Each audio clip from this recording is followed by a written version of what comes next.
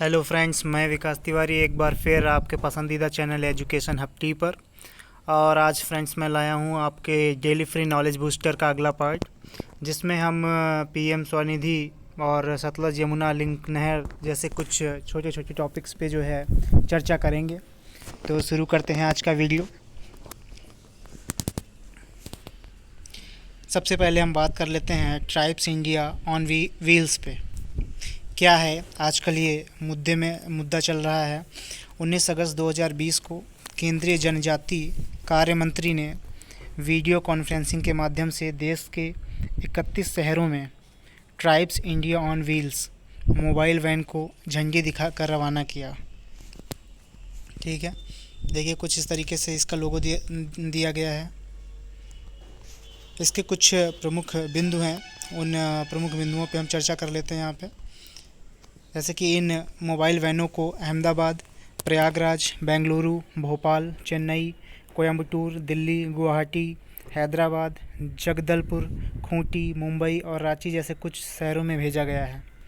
कोविड-19 के मद्देनज़र ट्राइफेड की यह नई पहल सुनिश्चित करती है कि किसी भी व्यक्ति को जैविक प्राकृतिक रूप से प्रतिरक्षा बढ़ाने वाले ज़रूरी उत्पादों को खरीदने के साथ एक सतत एवं गुणवत्तापूर्ण जीवन शैली को अपनाने के लिए घर से बाहर निकलने की ज़रूरत न पड़े। ठीक है, और मोबाइल वैन के द्वारा ट्राइफेड जनजातीय लोगों द्वारा तैयार किए गए उत्पादों को देश के विभिन्न इलाकों में ग्राहकों तक सीधे पहुंचा रहा है तथा साथ ही इन उत्पादों पर छूट देने की पेशकश भी की जा रही है। इन उत्पादों की बिक्री से प्राप्त आय सीधे जनजातीय लोगों के पास जाएगी, जिससे कोविड-19 के दौरान उनकी आमदनी को बरकरार रखने में मदद मिलेगी। ये ट्राइफेड क्या है? अच्छा, उससे पहले यहाँ पे देखिए बात की गई है प्रकाश पर्व की। तो 19 अगस्त 2020 को प्रधानमंत्री ने पवित्र ग्रंथ गुरु ग्रंथ साहिब के प्रकाश पर्व पर देशवासियों को शुभकामनाएं दी हैं। इसके कुछ बिंदु हैं, देखते हैं। वर्ष 1604 में प्रथम प्रकाश वर्ष उत्सव हर मंदिर साहिब में गुरु ग्रंथ साहिब की स्थापना के रूप में मनाया गया था, जिसे स्वर्ण मंदिर के नाम से भी जाना जाता है। ठीक है, गोल्डन टेम्पल जिसे हम लोग कहते हैं, हर मंदिर साहिब जो है जिसे हम गोल्डन टेम्पल के नाम से जानते हैं। तो ये ध्यान रखने योग्य पॉइंट है। गुरु ग्रंथ साहिब पे चर्चा करते हैं। तो गुरु ग्रंथ साहिब, सिख धर्म में गुरु ग्रंथ साहिब को शाश्वत गुरु का दर्जा दिया गया है। इसी कारण से इसे आदि ग्रंथ के रूप में भी जाना जाता है और यह सिख धर्म का प्रमुख धार्मिक ग्रंथ है। आदि ग्रंथ पहला प्रतिपादन, जिसको सिख धर्म के 5वें गुरु अर्जुन देव द्वारा संकलित किया गया था। इस आदि ग्रंथ में सिख धर्म के 10वें गुरु गोविंद सिंह ने अपना कोई भजन नहीं जोड़ा।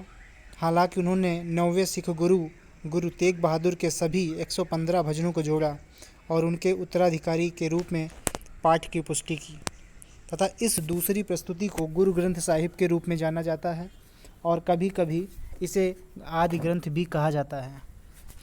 गुरु ग्रंथ साहिब को गुरुमुखी लिपि में विभिन्न भाषाओं में लिखा गया है, जिसमें लाहंडा, ब्रजभाषा, कौरवी, संस्कृत, सिंधी और फारसी शामिल हैं। गुरु ग्रंथ साहिब की रचना मुख्य रूप से 6 सिख गुरुओं नानक, गुरु अंगद, गुरु अमरदास, गुरु रामदास, गुरु अर्जुन देव और गुरु तेग बहादुर द्वारा की गई थी। इसमें भक्ति आंदोलन से संबंधित 13 संत कवियों और 2 सूफी मुस्लिम कवियों की काव्य शिक्षाएं भी शामिल हैं। फिर हम बात करते हैं पीएम स्वनिधि योजना की।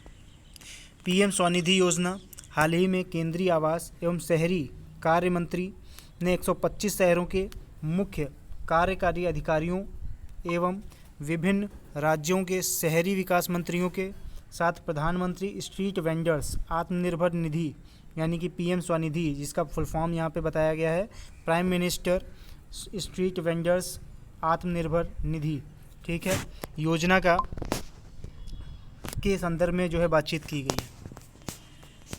इसके कुछ प्रमुख बिंदु हैं।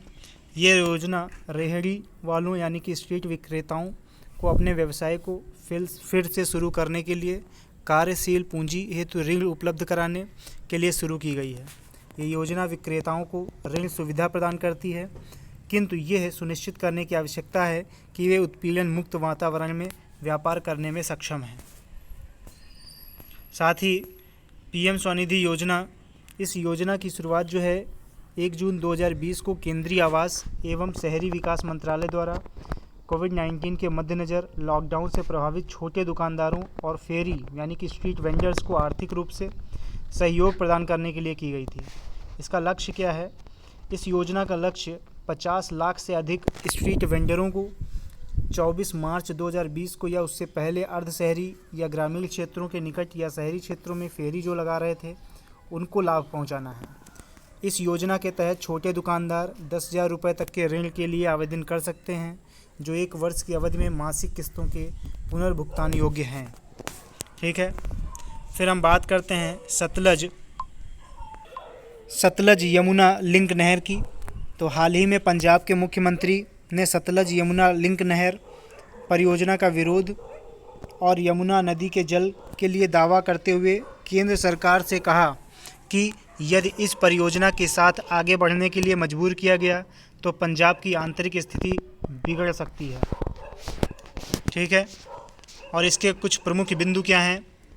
सतलज यमुना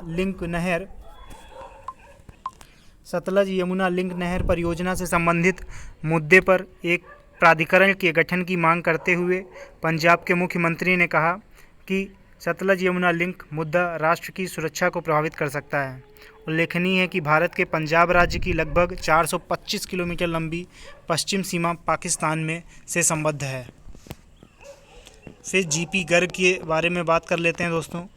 एक्चुअली भारतीय प्रतिभूति एवं विनिमय बोर्ड यानी कि सेबी ने हाल ही में जीपी गर्ग को अपना नया कार्यकारी निदेशक नियुक्त किया है। इस संबंध में सेबी द्वारा जारी आधिकारिक सूचना के अनुसार जीपी गर्ग अपनी पदोन्नति से पूर्व मुख्य महाप्रबंधक के रूप में कार्य कर रहे थे।